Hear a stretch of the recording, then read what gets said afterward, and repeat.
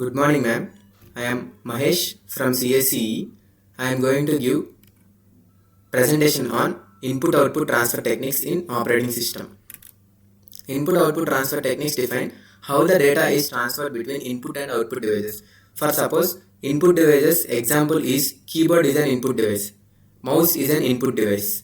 Like this, these are the input devices. Suppose if I typed a message through my keyboard, which is an input device, it should display on the monitor, which is an output device. Or I should take a print of a text document which I typed through my input device, and printer is an output device.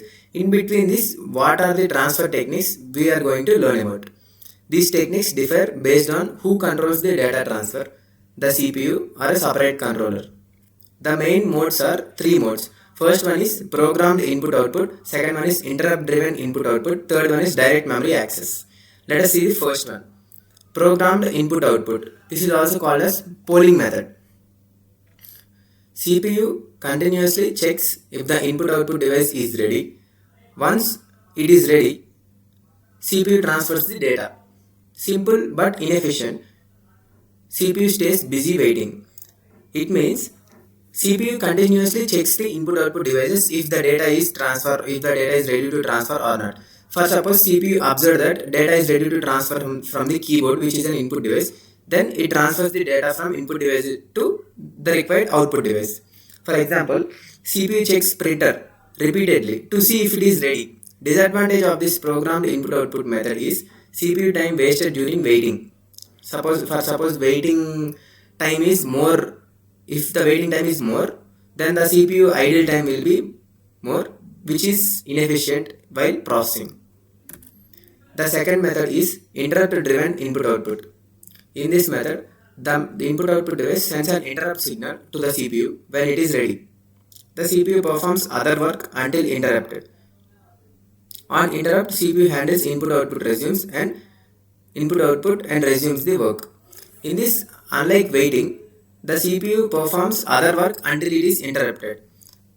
If it is interrupted, then it will resume the input output work. So the idle time will be less and it will be very efficient in processing. Example is keyboard sends interrupt when a key is passed. The advantage of this interrupt driven input output method is better CPU utilization. The third method is direct memory access. A special hardware component handles the data transfer. This special hardware component is nothing but direct memory access. Data moves directly between input output device and memory by passing through CPU. CPU only starts and gets notified when transfer completes. Okay. For example, large file transfers from disk to the memory. It is done through direct memory access. The advantage of this method is high speed, efficient, minimal CPU. The fourth one is next comparison of input output techniques. The programmed input output method is CPU controlled and low efficiency. Interrupted input output is it uses interrupts, moderate efficiency, and the last one, direct memory access, is the highest efficiency through all the three methods, and it is controlled through hardware.